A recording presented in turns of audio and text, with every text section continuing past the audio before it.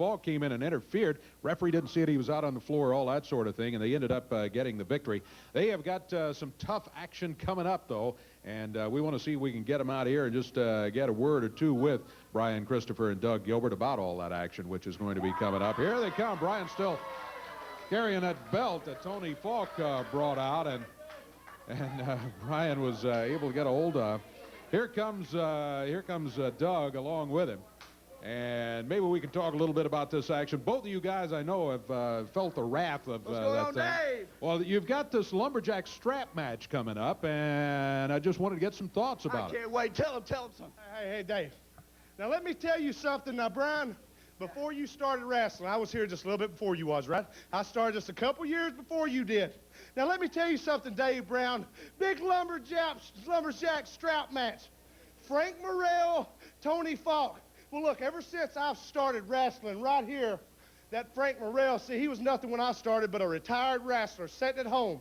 See, Jeff Jarrett started right before I did. Then, after I got started, I saw that Frank Morrell was back in the scene because he drove Jeff Jarrett around. See, he got him a little referee's job to carry Jeff around, take care of him. Then Jeff Jarrett thought he was a big shot.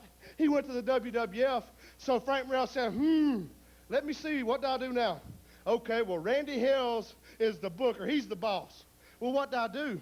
I suck up to him. I walk behind his back everywhere he goes, and if he stops, he runs right into Randy Hales. That shows you, Frank Morrell, all you are is a leech. You leech onto everybody who's got a little bit of power, and you try to keep your job. Well, when Jeff Jarrett come back, you said, I'm going to be his trainer, his manager, his second, whatsoever.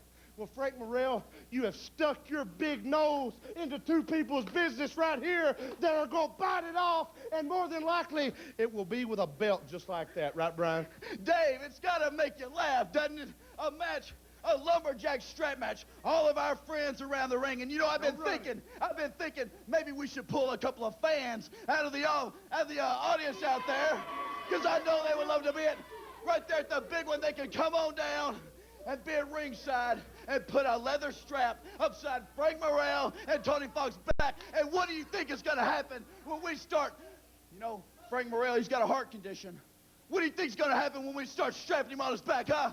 You know what they might need to do, Brian? They might ought to go ahead and call the paramedics and tell them to be at the big one, because what is going to happen? I'll be Frank here. Oh, my heart. Oh, my heart. Oh, the big one, baby. The big one. I'm having a heart attack. Frank Morrell, you think you've had a heart attack in the past? It ain't going to be nothing compared to what we're going to do to you this week. Them straps are going to lash your back and lash your back until the blood. And I promise you, Dave, we're going to make that back bleed. You're going to bleed, Tony Falk. You're going to bleed, Frank Morrell. You're going to regret the day you ever heard of Dangerous Doug and Too Sexy Brian Christopher. Lumberjack strap match coming up at the big one Monday night. We're going to be back here with more in just a moment. Stay with us.